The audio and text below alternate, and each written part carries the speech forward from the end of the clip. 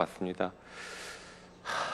대법원장님, 오늘 현장 국감에서 충분히 소명이 되고 대법원의 입장들을 국민들께서 납득하실 수 있었다라고 하면 저희들이 이렇게 생각을 하지 않았을 것 같은데 오히려 더 미궁에 빠져버린 것 같습니다.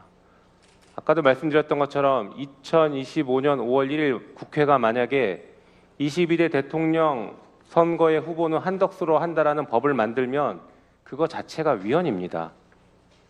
대통령 선거권, 국민의 국민주권을 침해했기 때문에 위헌이고 그 입법 하나로 국회는 문을 닫아야 될 수 있을 정도로 큰 국민적 저항을 받았을 겁니다.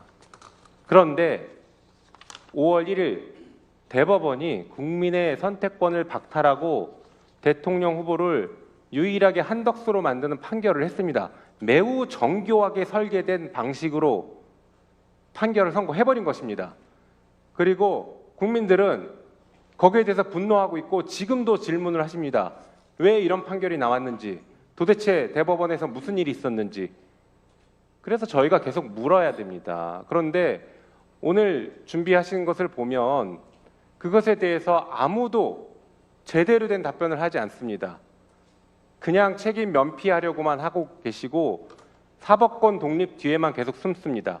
사법권 독립이라는 것도 국민의 기본권을 보호하기 위해서 있는 것이지 국민의 기본권을 침해하거나 국민 주권을 훼손하는 것은 사법권 보호 영역에 바뀝니다. 사법권 독립의 영역이 아닙니다. 그런데 지난 5월 1일 판결이 그랬던 것입니다. 그랬던 판결에 대해서 대법원이 지금도 조금의 반성이나 잘못됐다라는 자성의 목소리를 전혀 내고 있지 않습니다. 저는 그래서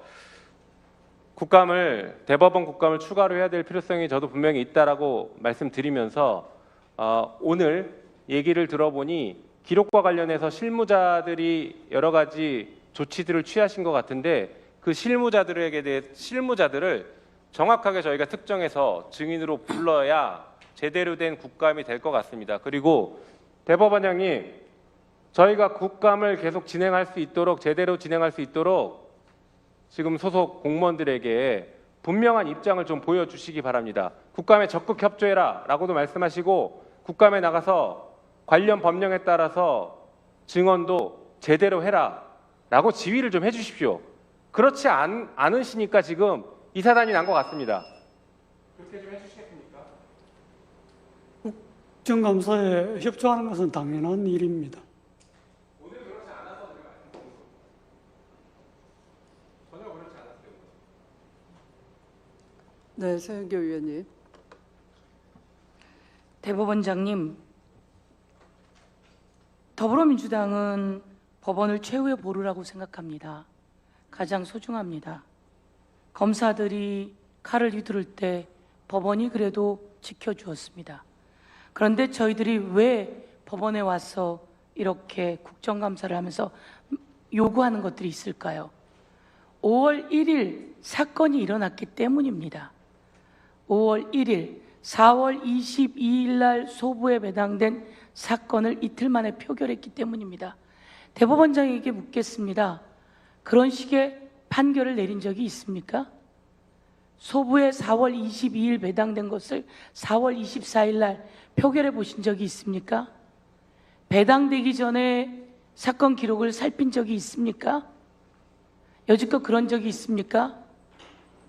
비상계엄이 있었고 윤석열은 감옥으로 갔습니다. 그리고 아주 급하게 치러지는 대선이었습니다. 거기에 대법원장 주도로 한 그 판결은 더불어민주당의 대선 후보를 날릴 상황이었습니다. 5월 1일 파기환송을 시킨 그 전날 4월 30일 한덕수가 대선에 출마하겠다고 엠바고를 겁니다. 5월 1일 3시에 파기환송시키고 4시에 한덕수가 권한대행직을 사직합니다. 이 과정은 누가 만들었습니까? 5월 15일에 이재명 사건 공판기일이 잡힙니다. 이재명은 대선 후보가 되지 못할 뻔했습니다. 더불어민주당은 대통령 후보를 못 낼 뻔했습니다. 한덕수 옹립 작전 공작이었습니다. 거기에 우리가 어떻게 조희대 대법원장을 의심하지 않을 수가 있죠. 저는 조희대 대법원장이 해놓은 이 일로 대한민국의 대법원이 흔들리고 있다고 생각합니다. 이에 대해서 책임지는 모습이 있어야 합니다. 지기현 재판부가 윤석열 내란 수개를 구속 취소로 내보냈습니다. 이에 대해서 왜 법원은 책임을 지지 않죠? 지기현 재판부가 룸사롱에서 여성 적개건이 있는 곳에서 변호사로부터 접대를 받았습니다. 왜 이와 관련해서 두루뭉술하게 끝내시죠?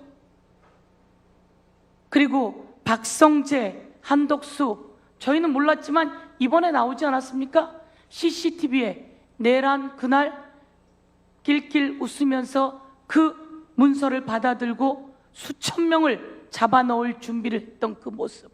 그런데 이들은 구속영장이 기각됩니다.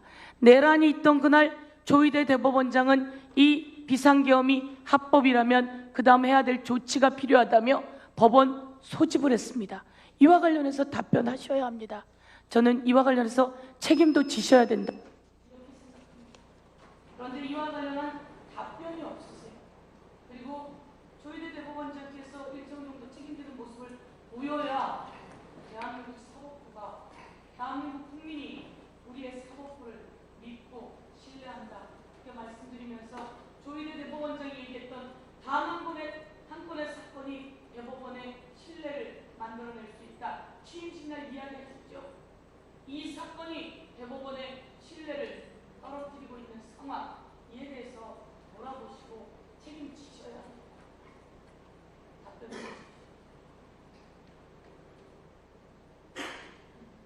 자, 위원님들께 좀 말씀드리겠습니다.